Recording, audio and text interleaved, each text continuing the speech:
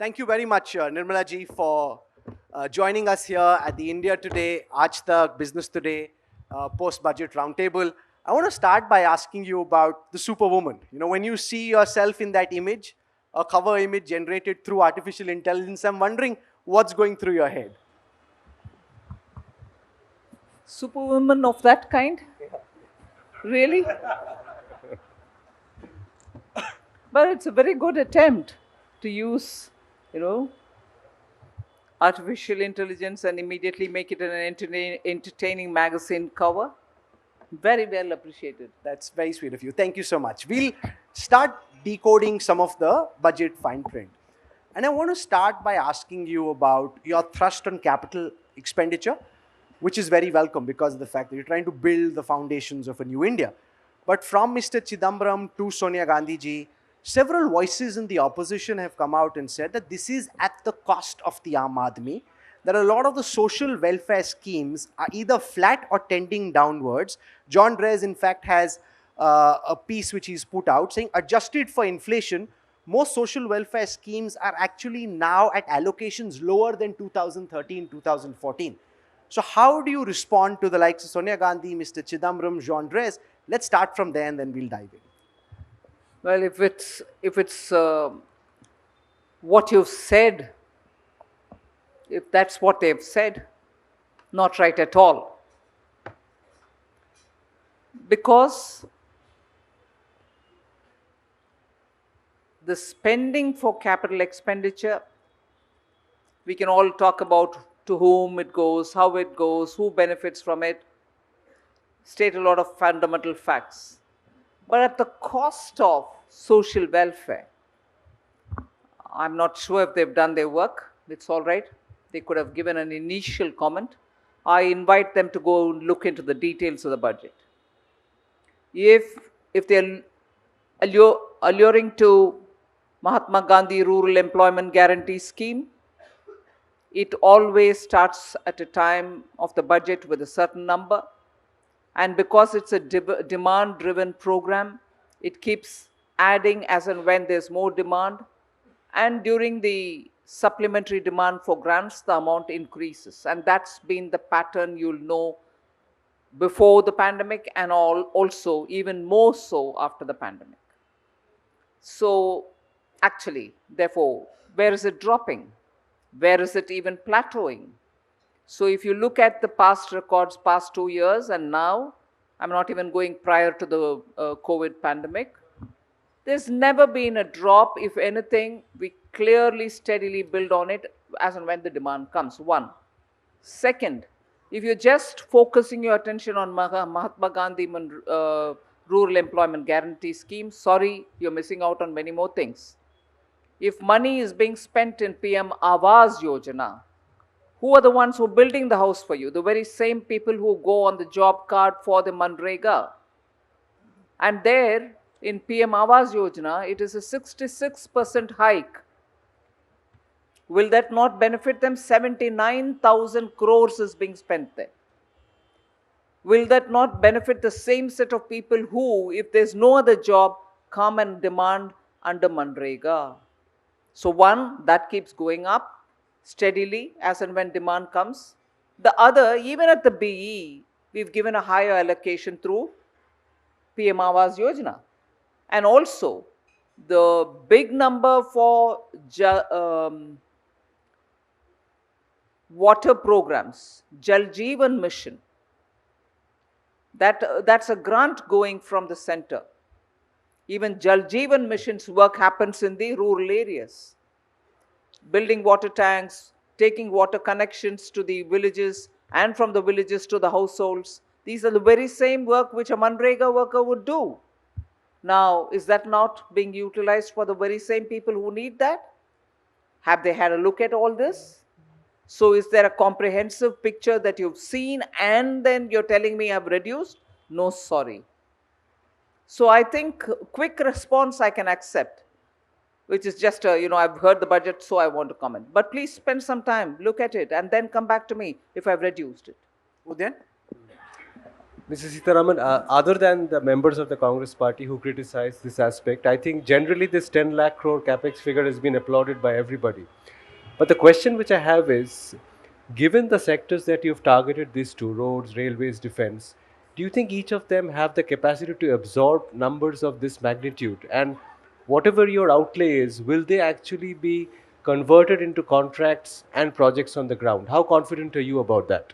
Well, in the past 2 years, steadily the appetite for capital expenditure has gone up in various departments, inclusive of three that you've named. And in the three, I request you to look at what has happened in the last year.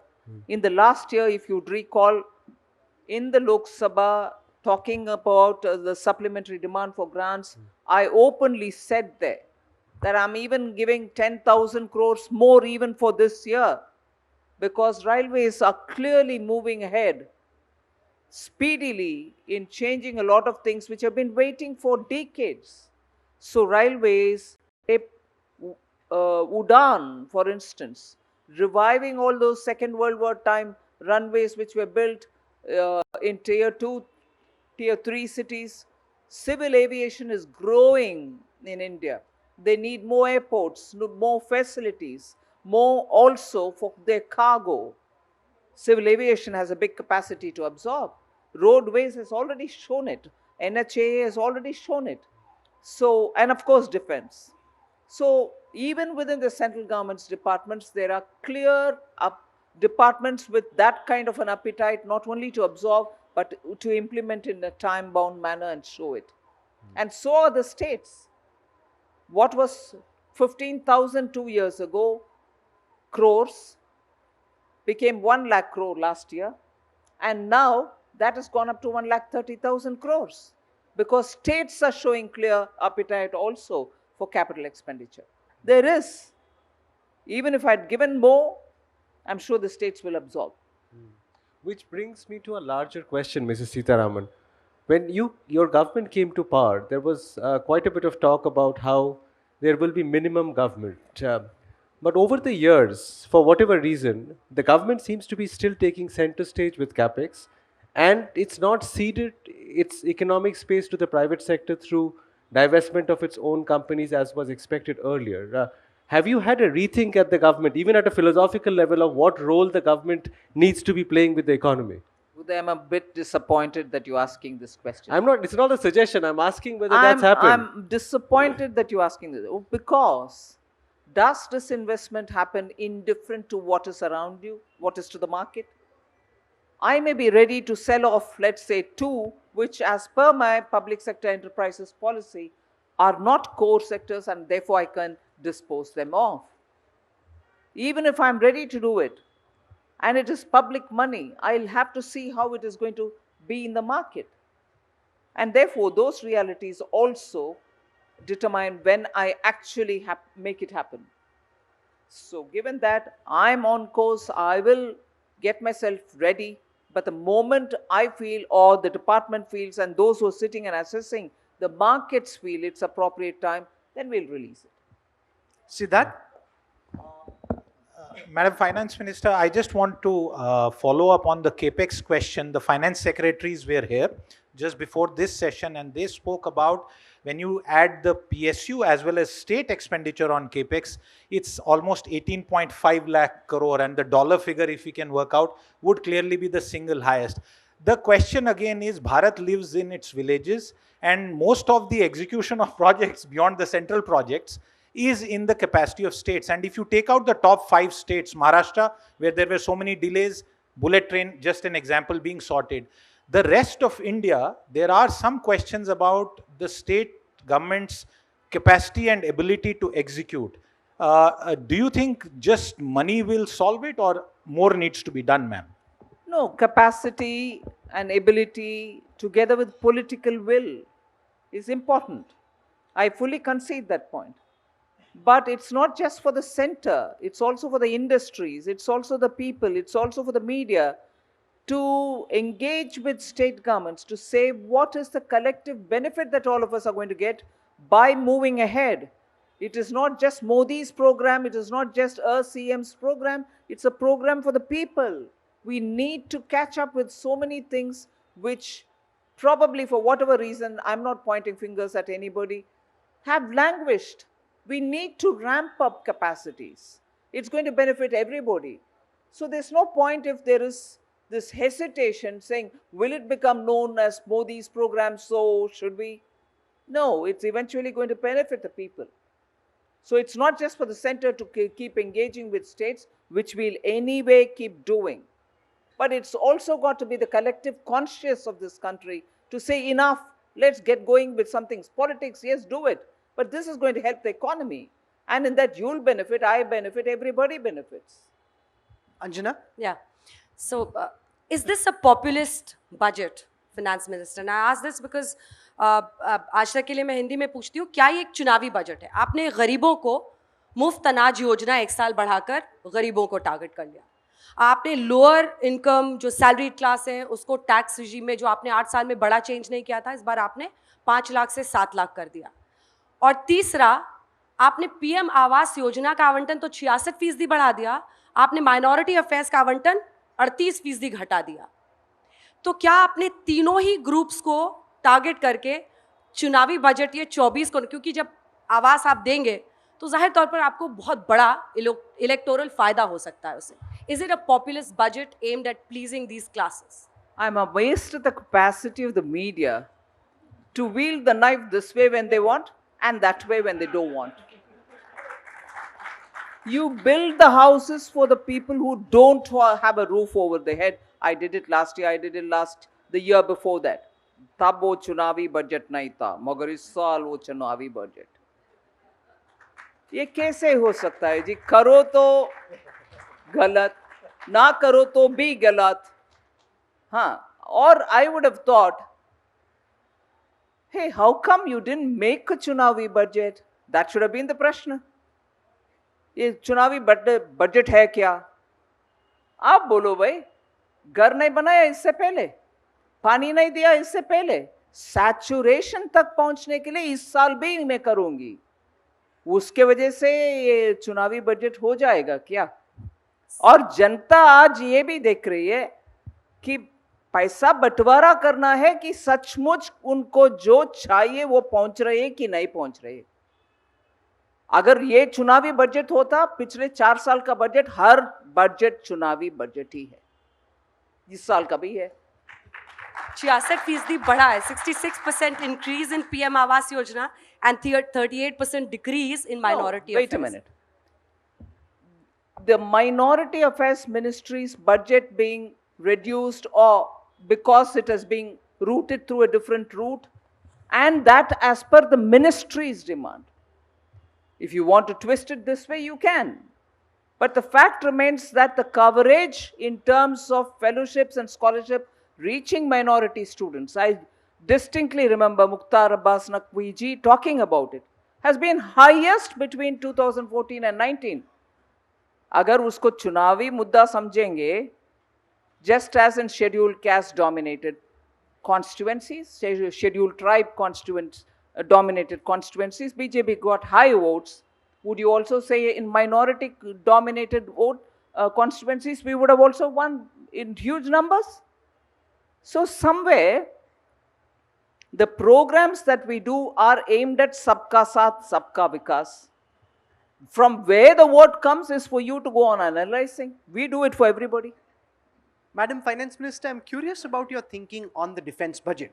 The defense budget this year was at 5.93 lakh crores. That's about 1.5% more than last year in terms of revised estimates. Now, this is about 1.97% of a percentage of total expenditure. Given that we've got a 33-month standoff with China at the border, and given that we are spending much lesser than comparable countries, especially China, on defense as a percentage of total expenditure, are we doing enough to modernize our forces? Opposition can say at the time of Rajiv Gandhi and for many years after that, the ratio of defense spending to total spending was much higher than it is on your watch. And this is a nationalist government which puts India's defense first. I would have readily answered this question on the face of it. But the moment you compared me with Rajiv Gandhi's budget for defense, what comes to my mind is Bofors. We've not done that. I concede we've not done that. No, but the fact that And the budget is nationalist increased. government is also to take care of defense without any corruption, defense without any pilferage, defense also for its personnel, OROP, which never happened before. And also, I want you to see defense also from the point of view of border area connectivity. The number of roads, Rahul, put a face which shows familiarity with that. No, sure, of course. Don't that's be true. confused. No, that's true. You've built border roads. Border roads, accessibility to the border areas, villages in the border areas, bridges in the border areas, accessibility for tanks and everything else to reach. Phenomenal work. That's defense budget also. It goes through the BRO. So the amount is one thing and actually where it goes. And also, look at the silos for defense spending. Defense civil, defense personnel, defense ammunition and armaments, defense production. Please put it all together. No, but and if I see. remove the This 1.3 kind lakh. of a bifurcation or trifurcation never happened before. We are taking care of each one of their silos without letting down on any one of them. No, especially in the context of a live border face-off with China. If I take away the 1.38 lakh crores spent on pension payments for 35 lakh servicemen, the percentage of spending as a part of our GDP, as a percent of our GDP is only 1.5%. Now, what concerns me is, are we doing enough to actively buy new weapon systems which the services need? Or is the government's calculation that this border face-off will not actually convert into a hot war between the two countries and therefore we don't need to do more? Rahul, again, I'm sure you're one of those who are familiar with the ways in which defense equipment purchases happen. The numbers need not be reflected each year in terms of what equipments are bought. Between 16 and now, just look at Air Force's capabilities. Just look at the way in which Rafale, all the aircrafts landed in India per the time of the contract. Look at the way in which many of the things which are being made for defense is made in India. Those procurements are also for enhancing their abilities. So, you see it in some way, you also should see it in some other ways which is happening there. And not always as defense really tell you this was used in Galwan, this was used in Tawang. It doesn't say that to you. Many things are sent to the place where they require it, and some of them can also be through revenue expenditure. Udayan? I want to ask you a bit about the issue of unemployment, Mrs. Sitharaman. While what you're doing on the capex front will help that issue, it seems that some of our neighbors like Bangladesh and Vietnam are doing better on the lower end manufacturing front, which is the real unemployment generator. Over the last couple of budgets or even going forward, have you thought about this more closely on what can be done to stoke manufacturing of the lower end of the variety which is creating so many jobs in our neighboring nations? It's very difficult for me to answer if you conflate it as opposed to Bangladesh and Vietnam. But they are doing well on that front. No, I'm not refuting that. Okay. But it's not possible for me to compare it in those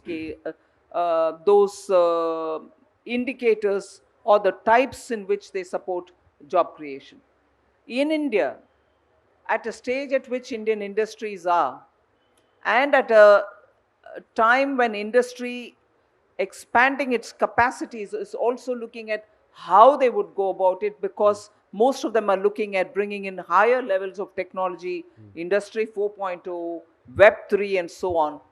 My conversations with industry have shown me that they are looking for people appropriately skilled for these jobs. They are not jobs which existed before. They are jobs which are definitely, specifically requiring of certain skill sets. So we, in this budget and even in the last one, and in this one in particular for Industry 4.0, have committed ourselves in a big way to train and upskill people to meet the newer requirements of industry.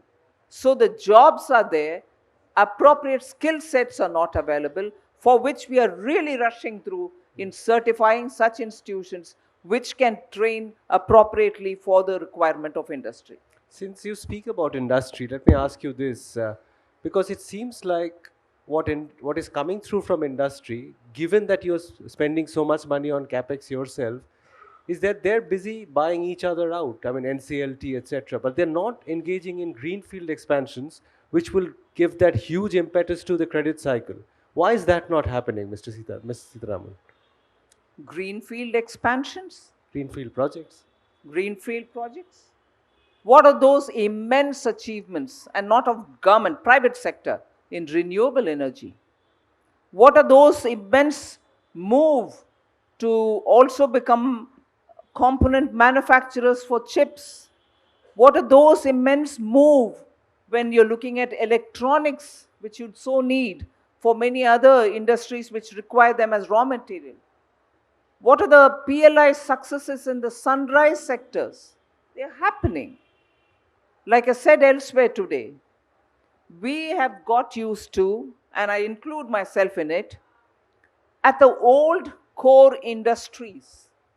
Even they have a challenge before them, much before they can expand their capacities. I take the example of steel. No longer can India's steel industry say, I'm expanding capacity, producing more, unless they're going to produce green steel. Because your existing steel faces immense non-tariff barriers wherever it goes. Wherever it goes, they have a problem because the measure is it green? So Indian industry will not just expand to produce more steel, but it will have to expand to produce more and newer green steel, for which the kind of investments to make, the kind of technology appropriate that you'll need, and then the manpower for it. We are at a stage where there is an immense transitional work happening. So yes, I like you will be impatient to see, hey, get some fellows getting into jobs to do that. But it does take that painful lot of time, because the transition that Indian industry is going through is to produce what they produce now in a lot more scaled fashion, but also in green fashion. There's a lot of change happening, a lot of churn happening. We should take all that into our analysis. Finance Minister, the question I want to ask you is about the philosophy behind sweetening the new tax regime. Some people would definitely know that you made an attempt in 2020. It's not something that you decided to do in pre-election year.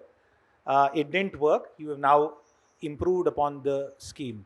There are some people who are saying that it will end up, and that may not be your intention, disincentivizing savings, because we have been used over decades of using ATC and other exemptions. What is your own view about why was this change needed, and is it true that you want people to spend more and save less as the charge is leveled by some? No, not really.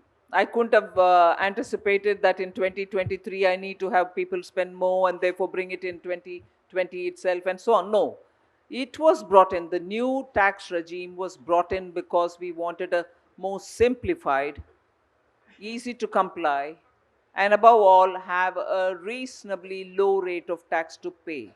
And that particularly for that set of people who are in the low and middle class income band. And that couldn't have been done in one go. We wanted to come into it steadily. That is why even today we've retained the old exemption rich old tax regime, whilst bringing and making it more attractive. Not only just bringing it 2 years ago, the new tax regime, but making it attractive by giving greater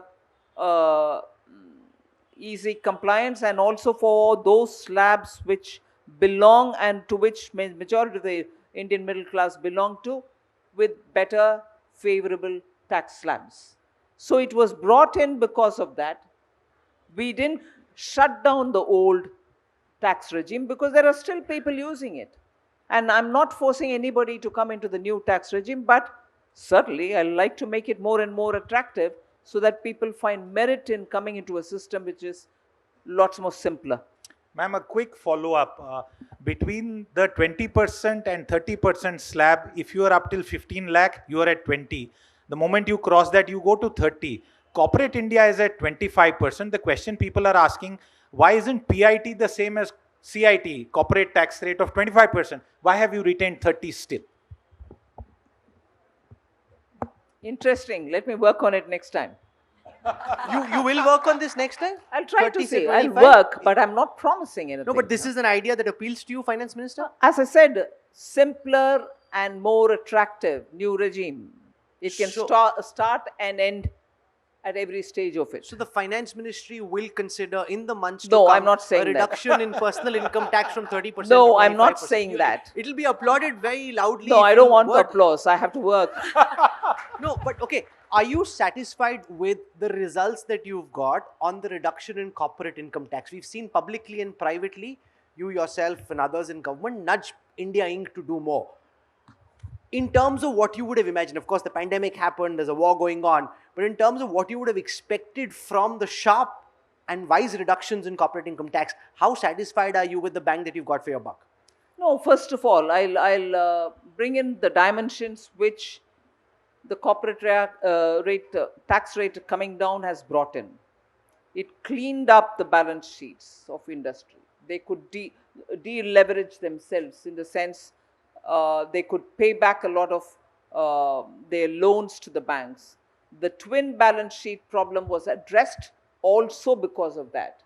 The economy had so many different fallout or benefit from the reduction in corporate tax. So I just don't look at it as, all right, money saved from that because of the low in corporate tax will certainly come into industry this year itself. No, it will come in.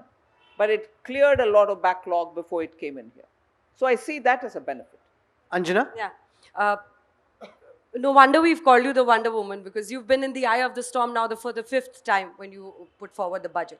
But my question to you is this: OTR versus NTR, even P. Chidambaram Sahab has tweeted on it, and he says, P. Chidambaram Sahab, वही anti-saving सरकार का ये कदम है, क्योंकि by default आप new tax regime को push कर रहे हैं. अगला सवाल जो मेरा है वो आपसे ये है कि राहुल गांधी कह रहे हैं कि ये अमृत काल का बजट नहीं, ये मित्र काल का बजट है.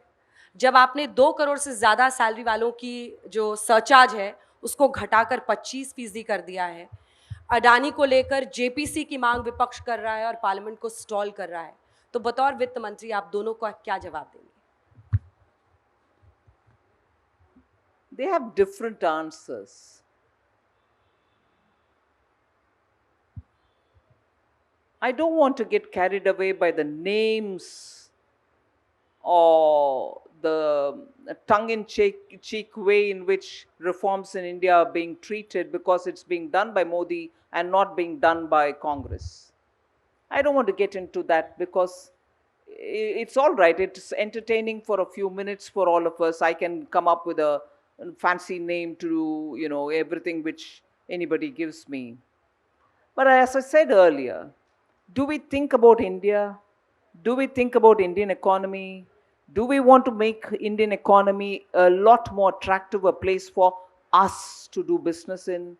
Do we want to make it easier for all of us to live our lives paying genuinely what we have to pay our tax like? Or do we want to constantly create a myth of a world which was never under the Congress? Oh, this is Gabbar Singh tax. Oh my God, under each item, I've said it in Rajya Sabha, I'll say it again anywhere you want me to come. I will come wherever you call me. Item by item, I'll tell you, pre-GST, on common man's items, what was the rate of tax and what is it after GST? It's actually far lower on each one of them. No item is higher than what it was pre-GST. But sorry, I don't like this reform being done by Modi, therefore it is Gabbar Singh tax. Now, if you ask me that, he's saying it's Gabbar, would you want to? No, sorry, I don't want to engage. If you do your homework and come back to me to say it is Gabbar because I'm willing to engage. Just throw something like that. Similarly, now, to say it's not Amritkal. India won its freedom in such a way that so many people lost their lives. 75 years we've struggled, this party, that party, all parties did something to improve the lot of the common man. I'm not denying anybody their role. But would we want to move forward also? And therefore, the year before, 25 years before reaching 2047, if we call it Amritkal, you don't like it. I'm sorry, I'm not calling it Amritkal for myself. It's for all of us. You don't want something to be good for India? No, it's negative. I'm afraid of leaderships which only project everything in the negative light. You want the country's people to live with hope and move forward and do best for themselves, or you want to keep telling them tomorrow is going to be worse than today. Of course, under your regime, it was worse than today. So, Anjana, please, I want leaderships, irrespective of the party they belong to tell people there's hope and I will do better and so on, rather than decry everything and with that toxic language. And it is this set of people who speak that toxic language who claim they're having pyar ka dukan. Where's that nonsense? Your language, first of all, is so toxic. You show hate. Even if it's for a person who belongs to the opposition party. I'll not spit poison like this. I'm sorry, I don't like your politics, but I'm sorry, this is not the way to go about. We are doing it like this. Would be enough for people of India to understand. If you're continuously spitting poison, I'm sorry, my little bit of advice, people will get fed up of poison, yeah. You know, I want to just give a film example. Yeah. I'm sorry, I'm making a longish answer. Why do Indians love movies where, you know, lovely music, people running around trees and singing songs and such beautiful imagery and all that? And I remember ages ago, this particular film had come. I can't even recollect its name. And it was suffused with the culture of a particular area and its culture. But every Indian enjoyed it. Even that India which is in South, which says, I am sorry, we can't understand Hindi, enjoyed that film. Why? It showed positiveness, enjoyment, family together, everybody liked one another, and you know, and there was difficulty, somebody dies, and then still somebody makes up. It was all suffused. What is that film, yeah, where Anjana, between Renuka, Siddharth, Udayan and me, Renuka. if there's a question on film, you have to play the dumb charades, okay? Yeah. I don't think Udayan has any clues. Siddharth, I'm Hum not Aapke sure. Hai Hum Kaun? Aapke Hai Ah, Kaun? well done. No, that Round of applause. There you go. family which goes about singing in one marriage, then moves to another house, one lady dies, another lady comes in, and then there's so much of, you know, oh, goody, everything nice. Why do you think Indians like that film? Even if they didn't understand the culture of a particular area of in India which is highlighted in that film, and that kind of Hindi. Because it packed so much of goodness, it packed so much of hope, and brought in such images of, it's nice, you come out feeling good, but you'll be going back in that drudgery, in that DTC bus and all that, but still you liked it. That's the point I want to underline. I'm not asking him to give me another hum aapke hai kaun, but at least batao bhai acha shabdon mein Bharat ka, give me good images, give me promise of good things and execute them. Hare garibi, garibi, garibi, 20-point program, only we can remove garibi, garibi, garibi. Even today, remove karke dikhao bhai. That's the problem there. This question, hum aapke hai kaun, is something which it seemed Gautam Adani was trying to ask the government when he stood in front of the flag and said it's an attack on India. But you did not answer that question, Mrs. Sitharaman. Jairam Ramesh is saying, Adani aapke hain kaun? That's the opposition's said charge. that? He actually Yes, he said, hum has. aapke hain kaun? I mean, it's ironical of all the films that you could have mentioned. That You you chose mentioned the this one one. film which is currently being used by the Congress to attack your government. That's Thoda the unhone spin point. kar diya. That's exactly the point. I am referring to that film because of the angularities which I am seeing, saying common people liked it because of this. But if That's the DNA there. You know, even a good hum aapke hai kaun can be twisted to. Was it a conscious decision though to not speak in this matter of Adani versus the stock market? Did you say it's between two private parties, the government should not get involved? Did I say that? No, I'm asking you. Is Oh, it? no. My response for the questions which have been asked of me on that issue is that the regulators in India are doing their job and they should be on their toes to do the job. Any disputes on that? And no hum aapke hai kaun here. I'm seriously saying regulators will have to do their job. Madam Finance Minister, on the Adani Hindenburg saga, I have two queries. One, your response to the charge of this being a case of crony capitalism, and secondly, on the exposure of public financial institutions. The Life Insurance Corporation of India, which is entrusted with the savings of our citizens, said that they've got 1% of their total assets under management with the Adani Group. And this is an investment which domestic mutual funds, even on the equity side, with far more aggressive investment mandates, would not make. And therefore, does it appear to you to be odd that the LIC, which is supposed to have a more conservative investment mandate, would make an investment which even equity mutual funds domestically shied away from making? Secondly, State Bank of India said that they've got 0.9% of exposure to the Adani Group. That's about 27,000 crore rupees. Most of the private sector banks chose to stay away from investing in Adani stocks or giving them loans for various projects, and yet SBI did. How do you respond to the questions being asked by the opposition? Both LIC and SBI have given their statements publicly and in great detail. The heads themselves came out and spoke about it. So there's nothing that I can materially add to that. On the one hand, I'm sure Udayan would ask me, why are you all interfering with, aside from this problem, interfering with LIC or banks and their functioning? Shouldn't they be running professionally? Yes, we are allowing them to run professionally.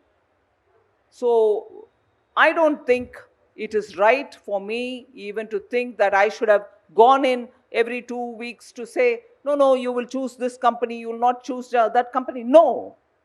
They are taking their conscious, board-driven, professional call. And if they come out to speak about it, I'll take that word and quote it back to you. Ma'am, it's just that there's a saying in English that fools rush in where angels fear to tread. Oh God, you're talking about our banks who are professional as Not a single fools. not a single private sector bank thinks it's prudent And to by lend to the group. implication, you're saying that, Rahul tried putting words into my mouth, I want to. By implication, therefore, you're saying private banks are not fools and public sector banks are fools. I'm sorry. The past experience of public sector banks versus private sector banks, ma'am. Decision making anywhere will have to be assessed for what they are. It's not as if the private is more, public is not. Or public is doing things and private is not. I've been asked questions about public sector going ahead with emergency credit liquidity guarantee scheme and the private sector was not doing it. Was that good or was that bad? Every decision is taken by the respective boards, and I don't think I would, sitting here before the media with you, Right. immediately off the cuff say this is good and that is bad. No, I can't do that. See that? Finance Minister, at last year's budget, I was on Anjana's show and we discussed, a point came up, हमारे बैंकों का हाल क्या है? I'm asking you this question, Finance Minister, because over the last few months it has become quite clear that the PSU banking pack, which was sometimes called the sick man of our financial system, is now very robust. We have seen that reflect in stock prices also and also credit. The question to you, ma'am, हमारे बैंकों का, सरकारी बैंकों का खासकर क्या हाल है आज? आजकल मंत्री, वित्त मंत्री जी बोलते नहीं है, उसके ऊपर पेपर में आ जाता है 3 दिन पहले ही. स्टेट बैंक का profit Q4, Q3, they have announced it already. Public sector bank every year in the last 2 years is showing how NPAs are coming down and their profitability is going up. So I don't need to list it all out, but it is there out there for you all to see. And I'm sure Siddharth, you've noticed the health of the public sector banks in the last few years have considerably changed, that they don't even ask me for fund for recapitalizing them. Would you have heard of this? Consistently last 3 years, no money has been given for bank for recapitalization. Doesn't that itself indicate what is the health of Indian banks? Do you think of this as your biggest achievement? What do you think of as your biggest achievement No, I don't. in your time? And I don't spend my time on that. so that's for the pundits to do. Anjana? वित्त मंत्री जी, मेरे दो सवाल हैं आपसे. RBI की तरफ से तो जानकारी मांगी गई बैंकों को लेकर के किसने कितना निवेश किया, लेकिन क्या सेबी वाकई इन्वेस्टिगेट कर रही है अडानी ग्रुप की जो हिंडनबर्ग रिपोर्ट RBI के has asked बैंकों का जानकारी, ये आपको मालूम है? ये हमें तो सूत्रों के हवाले से हमने खबर चलाई है और ये सूत्रों अखबारों में के हवाले से, I don't want to. दोनों जानकारी वित्त मंत्री जी आप बता दें, क्या सेबी इन्वेस्टिगेट कर रही है? पहला प्रश्न है. Haven't they given a statement already? कल या परसों उनके तरफ से elaborately एक statement आया है. दूसरा हिस्सा इसी प्रश्न का है कि हिंडनबर्ग की एक रिपोर्ट आती है, यूएस जस्टिस डिपार्टमेंट हिंडनबर्ग को वहां पे इन्वेस्टिगेट कर रहा है, लेकिन ब्लड बाथ होता है यहाँ पे. 10 दिन में जो नंबर 2 पर थे अडानी साहब, वो टॉप 20 के बाहर हो जाते हैं. तो डेविल्स एडवोकेट प्ले करते हुए हमारे रेगुलेटर्स क्या कर रहे हैं? जब इतना गुना इजाफा उनके शेयर्स में हो रहा था, क्या कंपनी मैनेजमेंट से अकाउंटेबिलिटी उसकी पूछी गई? क्या बेहतर और पारदर्शी एक तरीका बन सकता है जिसकी वजह से ऐसा हमारा शेयर बाजार में हम परेशानी का सामना ना करें? क्या हमारे रेगुलर्स ज़्यादा प्रोएक्टिव हो सकते थे? रेगुलेटर्स प्रोएक्टिव होना है कि नहीं होना है, वो भी एक प्रश्न मेरे मन में है, क्योंकि कॉन्फिडेंस मार्केट में बरकरार रहना है तो प्रोएक्टिव रहने में बरकरार रहेंगे या नहीं, वो भी एक प्रश्न है. अगर मान लीजिए, एक इस विषय में नहीं बोल रही हूँ, मान लीजिए एक रेगुलेटर बार बार बोलते हैं, oh my God, there is a risk in this company, that company is being investigated, this company is being, openly बोलते रह रहा है, वो मार्केट के लिए अच्छा है कि नहीं है? मैं प्रश्न पूछ रही हूँ, मेरा कुछ राय नहीं है इसमें.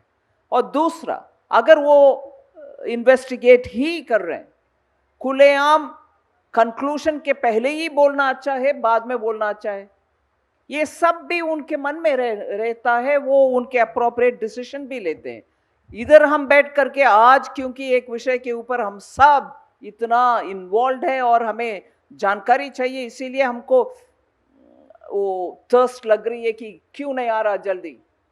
हम विषय इधर उठा सकते हैं, जवाब भी दे सकते हैं, मगर it's up to them to see when is the best time, क्योंकि वो भी मार्केट से संबंधित है कि आज बोलूं कि कल बोलूं, बोलने में क्या आउटपुट आएगा. On the reverse side, ma'am, the likes of BJP leader Mahesh Jethmalani have seen a Chinese hand in this because the Adani group was a part of India's global economic diplomacy. They sense a larger conspiracy to try and trip the India story. Do you see purchase in that argument? I won't engage in that argument. You know, that's called an outswinging ball, as the finance minister just said, chhod do isko nahi chuna. Yeah, Udayan, go on. No. Mrs. Sitharaman, there are some banks in the country which we call too big to fail. Adani is a very important player in the infrastructure space. Is it big enough to call too big to fail? Because, you know, there is a suggestion that because of the setbacks, it might set back our progress on many key infrastructure projects. Do you see that as a risk at all? Well, any institution on the verge of failure or any institution in a high risk environment for an economy like India can cause its own impact. So I will not say this is more, that's less. I'll give you the lived experience of 2019, where literally I used to wonder tomorrow morning which is that NBFC which is going to be in difficulty, who's going to fall off the cliff. I used to have that fear. And at that time, if I had disclosed it, what good would it do? And even as we were going through this and making sure every precautionary steps were being taken, you had one S bank on which the Reserve Bank immediately came in, luckily came up with a solution to address it and so on. So, every time if questions are posed saying, you think this is going to be dangerous, that's going, no, I will not know. My job will be to make sure the economy runs smoothly. Where I have to intervene, I'll have to intervene. And that's about it. I don't need to talk anything at all. See that? Nirmala ji, this was your fifth outing and a very crisp speech at that. I wonder if you would like to tell our audience what your own views are about how much can India's GDP grow. The reason I ask you, several decades ago, it was derogatorily said Hindu rate of growth. And then we saw pretty decent growth. But in the medium to long term, what does the finance minister have to say about her own growth expectations? Economic survey gives us a number, but I would really be grateful if you could tell us what is the number that you would aspire for. Very difficult to say. Because I think at every stage, every finance minister must have faced challenges. But now, with at least two major problems yet not completely coming to a closure. The pandemic, in some parts of the world it's still alive, and the war, which doesn't seem to show any sign of coming to a conclusion, coming to an end. It's very difficult for me to take a risk and say, at this number I'll be comfortable, because I don't know what risks, again, I'll have to repeatedly last 3 budgets. How much ever effort we put and come up with a budget, you saw the way in which within a month something else would come and challenge us. Whether it was the Delta wave, whether it was Omicron, whether it was the Russia war.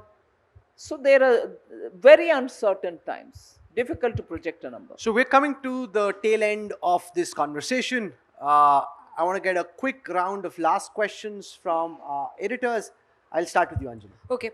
My question is, P. Chidambaram was actually counting the number of times you had said certain words. और उनका कहना था कि महंगाई, बेरोजगारी जैसे मुद्दों पर आपने कुछ नहीं कहा है. और उन्होंने ये भी कहा, तेजस्वी यादव कह रहे हैं कि किसानों की आय दोगुनी हो जाएगी 2022 तक. इस पर सरकार फेल हो गई है. किसान सम्मान निधि जो आप 6,000 सालाना देते हैं, उसमें भी आपने रकम नहीं बढ़ाई. ये माने ना माने, लेकिन 2024 में चुनाव है. महंगाई, बेरोजगारी और किसानों की समस्या सबसे बड़े मुद्दे होंगे जिस पर विपक्ष आपको घेरेगा. इन तीनों पर आपका जवाब, और क्या आपने वाकई ईमानदारी से इन 3 इश्यूज को एड्रेस किया है अपने इस बजट में? हाँ, बिल्कुल एड्रेस किया है. महंगाई को बजट के द्वारा भी और बजट के हटकर बाहर भी कंटिन्यूअसली हमने महंगाई को नियंत्रण में रखने के लिए हर कोशिश कर रहे हैं. इसीलिए पिछले बार जब लोग एक्सपेक्ट कर रहे थे कि it will come down from 8 to something like 7, वो 5.8 में पहुंचने में एकदम चौंक गए सब लोग. अरे इतना भी गिरावट आई है क्या? So we are working on inflation control both through the budget and outside. One. Second, बेरोजगारी के विषय में मैं विस्तार से ऑलरेडी बोल चुकी हूं. सरकार के द्वारा भी हर महीना you saw that jobs are being, letters of appointment are being given. उसके अलावा स्किलिंग, अपस्किलिंग का लगातार प्रोग्राम्स करते आ रहे हैं. और इसमें इस बार ग्लोबली हमारे युवकों को अपॉर्चुनिटी बढ़ रही है, इसलिए उनको फॉरेन लैंग्वेज का ट्रेनिंग भी साथ जोड़ रहे हैं जब उनके यूनिवर्सिटीज़ में पढ़ने के आखिरी साल में उनके लिए वो जॉब ट्रेनिंग भी. और उसके अलावा बहुत प्रोग्राम्स है जिसका अभी मैं एलैबोरेट नहीं कर रही हूँ. और लास्ट में आपने किसान के विषय बोले. किसान के लिए 2020 में भी उनको इतनी सारी दिक्कत आने के बावजूद भी अच्छा सा फसल उत्पादन हुआ. फिर भी हम उनको इंटरेस्ट को कम करने के लिए किसान का वो क्रॉप लोन के विषय में to keep it well under control, तब interest rate was still going up. We brought in the interest subvention so that their rate doesn't go up. और किसान के लिए अच्छा सीड्स का प्रावधान, कृषि विकास केंद्र के द्वारा एक्टिविटी, और ये मिलेट श्री अन्न का एक्सपेंशन करना, ये सब किसान का फायदामंद है. एंड ऑल्सो अन्नदाता, ऊर्जा दाता भी हो सकते हैं. उनका सोलर पैनल लगवाना, उससे उनके बिजली का खर्च कम करवाना, ये सब भी इसमें शामिल है. हाँ, 6,000 को बढ़ाया नहीं है बोल सकते हैं. उनके लिए कुछ ना कुछ मुद्दा ढूंढने में ये सब हाथ में आएगा. मगर हम तो जो वायदा दिया दुगुनी करने के लिए फुलफिल बिल्कुल करेंगे. Last question from Udyan. You know, Mr. Sitharaman, nobody disputes that India is the fastest growing among the large economies of the world. The only wrinkle for even people who are great supporters of the Indian economy is the balance sheet. They said, you know, so many years have passed, but we're stuck at that 80% of GDP on our debt. And it's debt which is bringing down the house of Adani. So perhaps if you could tell us if you have any targets on which you can pare down our national debt before it becomes a problem. It's a good ideal, meaning a question which addresses an ideal situation, no? Bringing down debt, ideal situation. But let's understand why we reached here. And that too reached here in spite of the very same people who are talking to us now, oh, debt, debt. When these the very same people who asked me to print notes and distribute it come what may, that's their language. Print. हर हाथ में पैसा रखो, आपके पास पैसा नहीं है तो print करो. नमस्कार कर रही हूं उनके ज्ञान के लिए. अगर वो मैं करती, where will I be in fiscal deficit now? Where will I be in terms of getting that money back and then keeping the economy steady?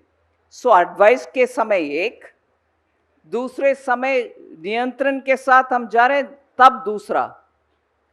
Please, my strong suggestion to the thinking media personnel, हर एक issue में please जितना मुझे प्रश्न कर रही हो और सरकार में मंत्रीगण को प्रश्न कर रही हो और हम जवाब जरूर देंगे, उतना ही मीनिंगफुल प्रश्न उनसे भी बोलो भाई, पूछ लो उनसे. अगर प्रिंट करते क्या होता है इंडियन इकोनॉमी, आपने उस सजेशन दिया, उसका मतलब क्या है, ये प्रश्न भी पूछ लिया करे. Debt is a concern. We will bring it down. But why did we reach this level? 2020. And I sympathize with the states. When economy dipped -20, -23. They didn't have any money in their hand. We will have to ensure, not just the central government, but also the state, because the GST revenues had come down. Back-to-back borrowing was undertaken. Otherwise, where would they be? Again, last year when the budget expanded on the capital expenditure, we had to borrow. Market borrowings happened from the center. Are these necessary borrowings or not? If I were to say, no, bhaiya, my debt to GDP will go haywire, I won't borrow, let's all sit where we are, we can't build this country now, COVID has hit us badly, let the economy revive on its own, then I will come. Will it be possible? Yes, consciously debt was undertaken. Borrowing was undertaken. But even now, it's much better position than many other countries. Last ball by Siddharth. One very quick point, ma'am. In 2019, you gave a September pre-Diwali surprise to corporate India by cutting tax rates. Can we expect that this September, at least for personal income tax rates? I've done that already for personal income taxes. Already No, moved 30 to to next. 25. I will keep at it. 30 to 25. Let this bill get passed from the parliament. We'll think about it. You know, most ministers are much happier taking questions from one anchor or editor because you kind of know the kind of bowling that's going to come your way. The finance minister liked the session that happened last time and said, you know, we can do something similar. So to have four completely different perspectives. So you've got questions coming at different altitudes, questions coming from different spectrums of economic philosophy. That takes a lot of, and given what's happening outside of the budget as well, so that takes a lot of questions courage. in Hindi. Questions in Hindi also.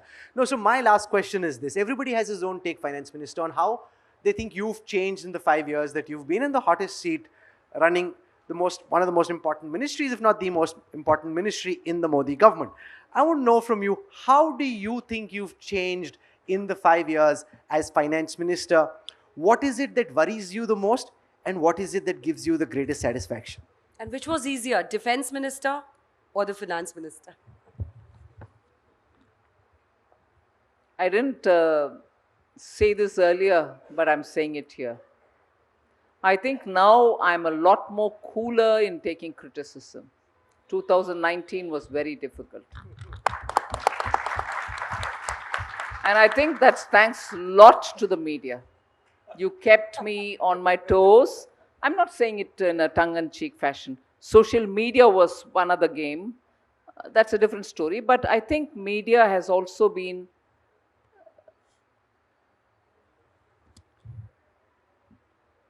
appropriate, can I say, in the way in which you carried the criticism each year to a level which actually addressed the nitty-gritties of finance.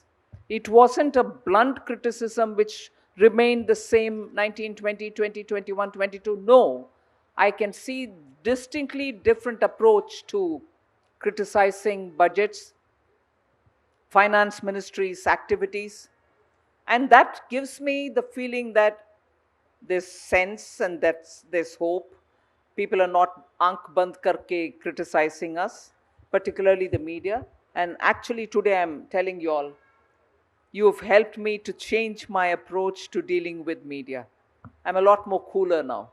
How nice. We love ministers who love criticism. That's just the best kind of space to be. And that's true. Ladies and gentlemen, at the India Today and Business Today Budget Roundtable, can you join me in a very warm round of applause for the Finance Minister for having come here? You know, being populist as you build into an election is the easiest thing to do.